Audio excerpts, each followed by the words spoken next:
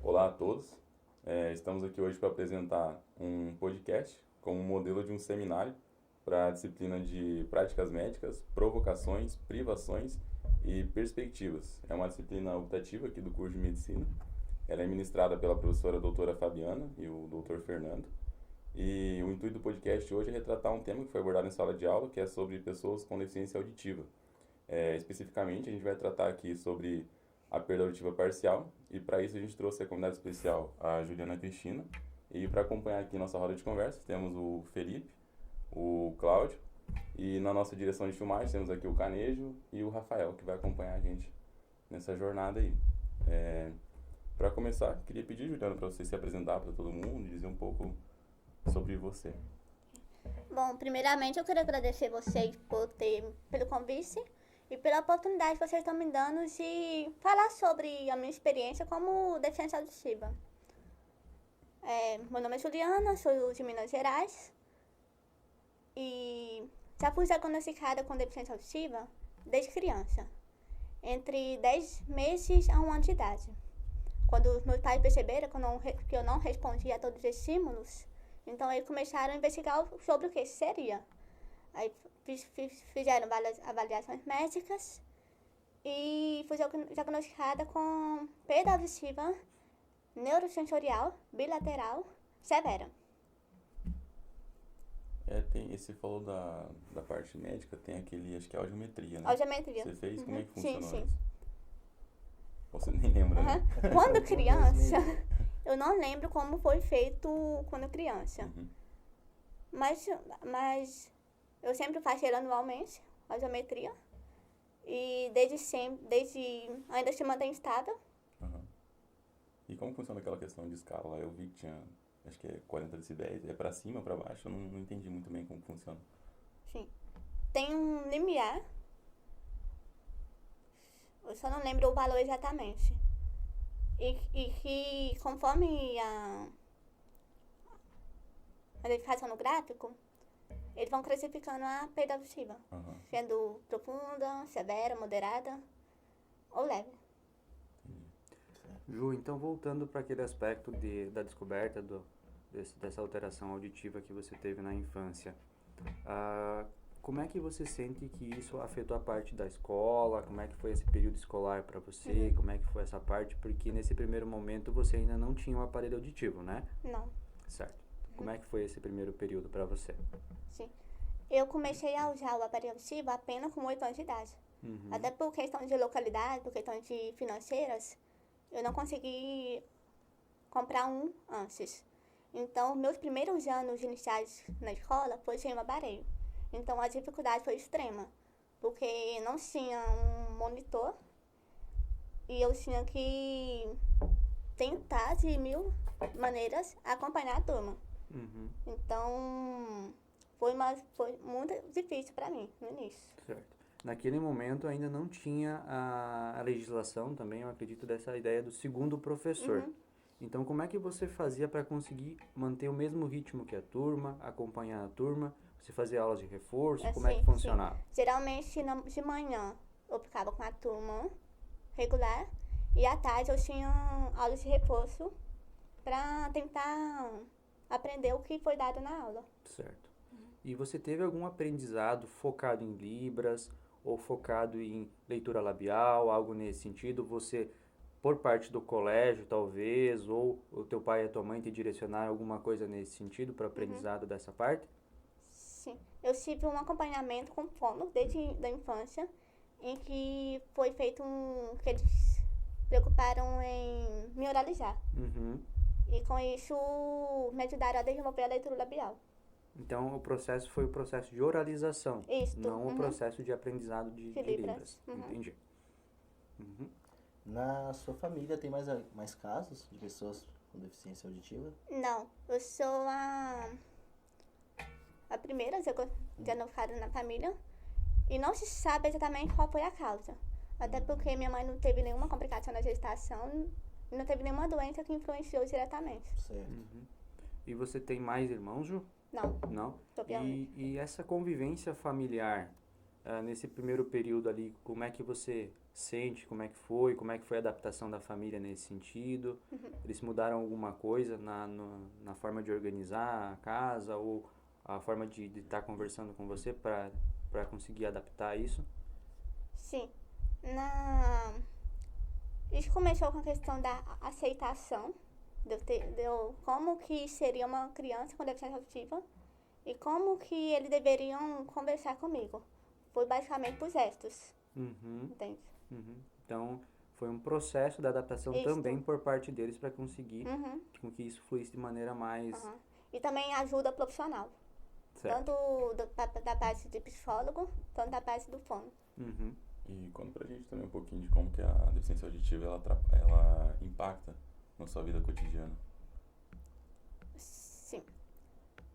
De certa forma, ela impacta na minha vida social. Pode ser social, questão de estudos, no geral mesmo, assim. Sim, na escola. Eu sempre preciso sentar na frente para poder conseguir escutar melhor. Até porque, pelo fato de eu fazer leitura labial, parece que isso ficou impregnado em mim, entende? Então, assim, eu sempre estou conversando, olhando diretamente para a pessoa, para conversar. E, na vida social um pouco me atrapalha, porque nem todo tem essa compreensão. Então, eu acabei me isolando bastante por causa disso. E como você lidou na pandemia agora, porque todo mundo de máscara? De máscara aí você foi, vai conversar com a pessoa, assim, foi horrível esse período para mim. já fica abafado, não sim. consegue ver o lábio. Isso, foi muito difícil mesmo. Assim, curiosidade em relação, retomando um pouco a infância, você teve contatos com mais pessoas na sua faixa etária de idade que também tinha deficiência auditiva ali na fase de infância, adolescência? Sim, com 3 anos de idade, eu já fui para a PAI. Porque na minha cidade, o fono, pelo gratuito, era fornecido pela PAI. Então, lá eu tive outro contato com outra pessoa com deficiência auditiva. Ah, certo. Nessa fase de infância, a questão de amigos, brincadeiras, você conseguiu ter uma aceitação tanto dos amigos que não tinham deficiência auditiva, quanto dos que tinham, se interagir e ter uma vida, assim, social na infância, na adolescência ali, ou você acha que teve uma certa dificuldade? Teve uma certa dificuldade de aceitação por parte deles. Porque não era só o problema da audição, era o problema da fala também. Porque a minha fala, eu demorei a desenvolver ela.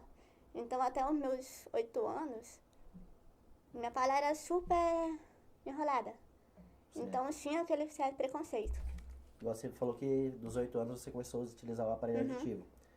O aparelho auditivo ajudou também nessa questão do desenvolvimento da fala? Sim. Eu brinco assim, antes dos 8 anos, eu era uma pessoa. A partir dos 8 anos, a minha evolução foi, tanto a produtividade na escola como na vida social, foi significante. Tudo melhorado, né? Tudo melhorado. Como foi essa aquisição do aparelho? Bom, Conseguiu subsídio do SUS, alguma coisa Sim. nesse sentido?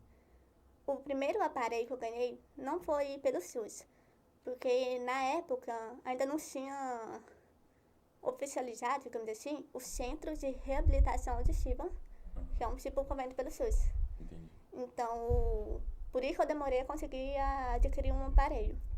Foi meio que uma ajuda, digamos assim. Certo. É porque ele tem um custo muito alto.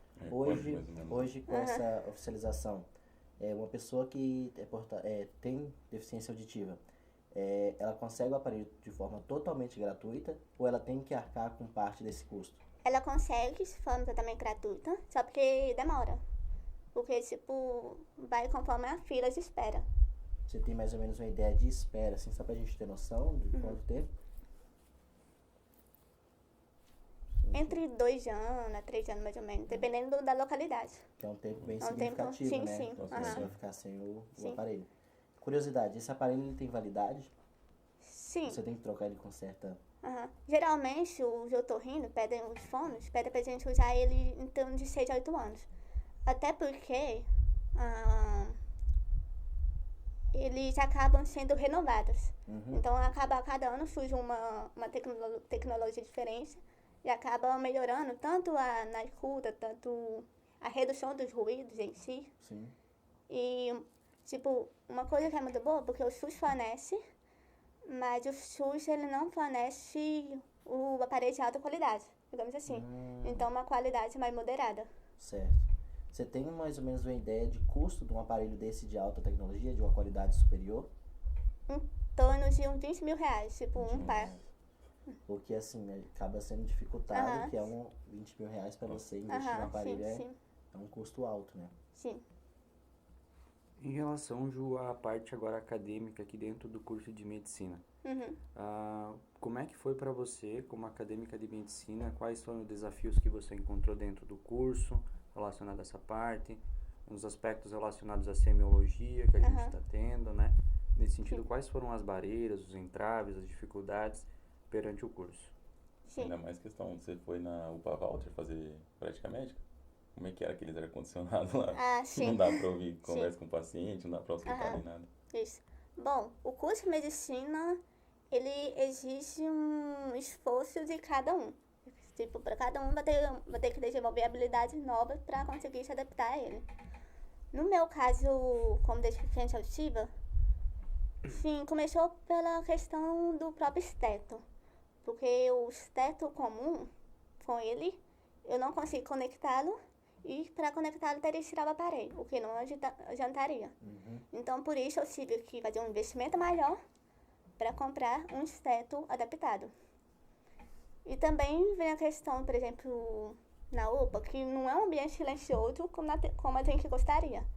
Então, e está sendo ainda um grande processo de adaptação. E aqui na universidade você tem algum apoio, algum núcleo que é especializado que te acompanha de perto e te ajuda com tudo que você precisar, tudo que você leva para eles, eles te devolvem e tudo mais, ou tem alguma dificuldade com isso? Aqui na Unila tem um núcleo de acessibilidade em que eles estão sempre à disposição. Tipo, você está com uma dúvida em questão a onde sentar, você pode contar com a gente. Então, eles sempre estão à disposição para ajudar. Voltando um pouquinho em relação, por exemplo, ao esteto que você citou. Esse esteto, ele tem um custo maior do que um esteto tradicional, né? Você consegue passar aqui pro pessoal só para ter uma estimativa mais ou menos do valor que é o esteto desse adaptado? Eu consigo comprar ele por torno de 5 mil reais. 5 mil reais. Esse valor é totalmente investimento próprio seu ou você consegue ter algum subsídio? Sim, foi um investimento próprio em que, de certa forma, eu tive que deixar outras coisas de lado para investir nele. E com esse esteto, você acha que você consegue ter uma desenvoltura boa nas questões da ausculta? Assim? Com ele, chega até um pouco ser gratificante. Porque quando eu fui na UP eu vi uma alteração, caso de primeira, assim, nossa, eu até cheguei pra tutora é isso mesmo que eu ouvi?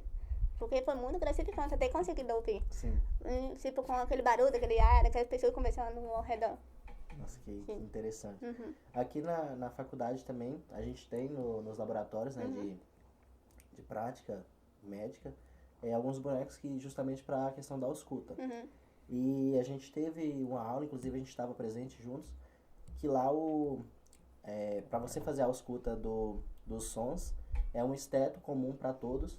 E no dia a gente até identificou uma certa dificuldade, porque para você colocar aquele aparelho, você teria que tirar o seu aparelho auditivo e não conseguimos fazer uma adaptação para que fosse colocado um fone ou uma caixa de som para que fosse transmitido aquele som para você auscultar com o seu aparelho auditivo. Como você se sentiu nesse dia, nessa experiência? Sim, foi um pouco constrangedor para mim. Porque eu estava na expectativa assim, que com o meu esteto eu conseguiria fazer uma certa adaptação para ouvir. Mas assim, não foi possível.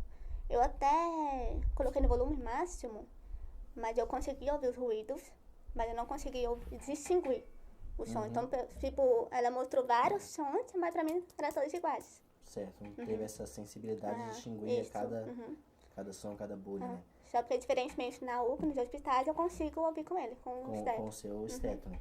Porque a gente enxerga ter um certo entrave, né? Porque um aparelho desse, um boneco desse que tem no laboratório, é um boneco de um custo muito alto, um boneco que tem uma tecnologia agregada muito grande e que, assim, não foi pensado uma questão de adaptação, né? Para ter uma acessibilidade do público da própria faculdade, né? Vamos lá, Ju. Você já enfrentou algum preconceito, alguma discriminação relacionada a essa perda auditiva parcial que você tem? E se você já passou por algum episódio desses, você poderia estar compartilhando com a gente? Assim, na minha escola, eu era bem discriminada pelos próprios colegas. Ia desde os apelidos pejorativos até a mesma exclusão. Então, assim, isso na infância não me impactou tanto. Agora, quando eu entrei na adolescência, sim. Aí que, tipo, quando eu percebi que eu era excluída do convívio social por causa disso, isso me deixou com bastante baixa autoestima. Sim. Teve pessoas nessa tua caminhada, nessa tua jornada que te acolheram e que você leva até hoje no coração? Sim. Pessoas fundamentais para mim foram meus pais. Então, meus pais, assim, desde sempre perceberam, tudo bem, ela tem uma deficiência auditiva, mas o que podemos fazer para romper essa barreira? Então, meus pais foram fundamentais para isso. E tanto ajuda multiprofissional que eu recebi durante essa caminhada. Teve algum amigo em especial também? Algum parente? Em relação à escola, você comentou que teve um período na PAI, né, que tinha esse apoio do fonoaudiólogo, de uma equipe multiprofissional também. E assim, fora desse ambiente, talvez, não sei, você chegou a fazer cursinho ou alguma outra escola que não fosse necessariamente adaptada, você recebia apoio, por exemplo, da diretoria, da coordenação dessas escolas, até nessa forma de controlar essas piadas, o próprio bullying, né, a própria discriminação. Tinha algum certo apoio da coordenação ou dos professores? Ou você acha que ainda tem muito a se melhorar nesse ponto? Assim, eu acredito em muito que isso é melhorado. Até porque durante o meu fundamental e médio, o professor até sabia o que estava acontecendo, mas por falta de preparo mesmo, apenas que deixava passar. Certo. Então, na escola não tive tanto apoio em relação a isso. Tem algumas brechas, né, nesse campo que acaba passando. Em relação às adaptações e algumas soluções que você usa para lidar com essa perca auditiva, você já citou a questão do aparelho, você citou a questão também que você aprendeu e desenvolve até hoje a questão da leitura labial, né, para você ter essa adaptação no seu cotidiano. Tem mais alguma coisa que você faça que ajude a você lidar nas situações diárias? Alguma adaptação, alguma desenvoltura? Assim, nos estudos. Sempre quando eu tô na sala, eu tento sentar na primeira carteira para ter o foco da leitura labial. E na vida social, eu tento, quando conversar com as pessoas, falar, eu tenho uma pequena limitação, então se vocês puderem falar mais devagar, olhando para mim, vai facilitar muito para a nossa comunicação. Certo. Além do aparelho auditivo, Ju, teve a oportunidade de ter contato com outras ferramentas de auxílio nessa parte da linguagem ou na parte da audição? Não. Foi o foco no aparelho auditivo. Isto. E sobre o aparelho auditivo, qual que seriam os desafios relacionados à utilização dele? Ele é um aparelho que resolve todos os problemas relacionados a isso? Ou utilizando o aparelho auditivo você sente que ainda existem desafios, ainda existem barreiras? Como é que funciona? O aparelho auditivo, ele não resolve o problema da audição. Ele apenas amplifica o som que está sendo captado. Então, assim, existe sim um processo de adaptação a ele. E até mesmo a questão de se eliminar os ruídos que ele provoca em determinados ambientes. Em locais que você tem mais pessoas falando, ele funciona de forma adequada ou você sente que ele ainda não... É difícil focar em uma pessoa? Como é que funciona essa parte quando tem mais pessoas? É difícil focar porque ele acaba captando todo os sons que estão naquele ambiente. Então, necessita de uma atenção mais voltada. Certo. Então, quando você tem mais pessoas conversando, fica cada vez mais difícil focar em uma pessoa só. Isso. E isso, você sente um incômodo na utilização do aparelho nesse momento? ou é tranquilo para você e você já entende que vai acontecer isso, que vai passar por isso? Eu já entendo que já vai acontecer isso. Então já está preparada que vai gerar uma redução na compreensão, algo sim. nesse sentido. Daí como é que você faz? Você busca a pessoa que está falando para tentar ficar Sim. próximo, algo nesse sentido? Sim, e eu busco tentar fazer leitura labial. A leitura labial auxilia você nesse processo. Sim. E o aprendizado da leitura labial para você com a fonoaudióloga foi um processo longo? Foi um processo mais demorado? Como é que funciona? Sim, foi na minha infância e foi um processo de aprendizado como qualquer outra linguagem assim, sabe? Então foi bem tranquilo.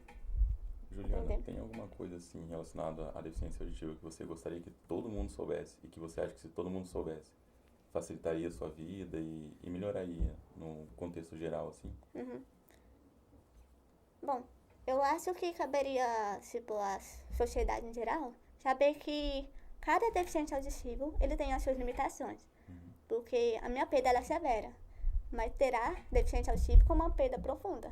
Então, assim, por exemplo, você vai tentar falar comigo de uma maneira que aquela pessoa com uma deficiência profunda não vai conseguir entender.